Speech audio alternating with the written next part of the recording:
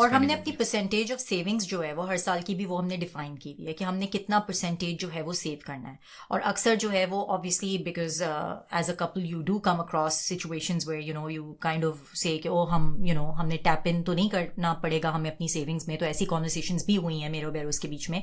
तो हम हमेशा ये बात डिस्कस कर लेते हैं कि ओके व्हाट ये परसेंटेज हमारी है and we are coming close to it.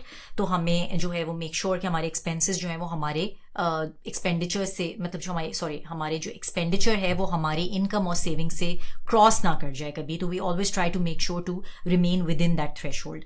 तो हम अपनी जो अगर to make it more clear for you कि हमने अपने सेविंग्स का भी एक परसेंटेज डिस्कस करके डिसाइड करके उसको लॉक किया हुआ है। तो वो ये नहीं है कि जो अक्सर आपने सुना होगा कि पहले सब सफाई हो गई कर लिया सारा खर्चा कर लिया और उसके बाद फिर आप बैठे हुए सोच रहे हैं कि यार इस महीने तो कुछ सेव ही नहीं हुआ।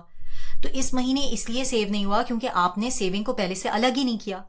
अगर आप अपनी सेविंग की एक परसेंटेज एलोकेट कर देंगे अपने फंड्स में से, इफ यू एलोकेटेड इट कि ये मेरा for example 30% I am saving a high number, obviously I am just throwing it out there, 8%, 9%, 10%, it's totally up to you कि इसका मैं अपनी सैलरीज का हम लोग दोनों मिला के इतना परसेंटेज हम सेव करेंगे। So that has to come out at the get go. ये आप नहीं कर सकते कि आप सारी स्पेंडिंग करके और फिर सोचें कि सेविंग नहीं की। या कुछ लोग ये भी करते हैं कि क्वार्टरली सोचते हैं कि ओ क्वार्टरली हम end of the quarter decide करेंगे। उसमें होता क्या है कि जब आप सेविंग्स को प्रायोरिटी नहीं दे रहे तो all other things basically come and take priority.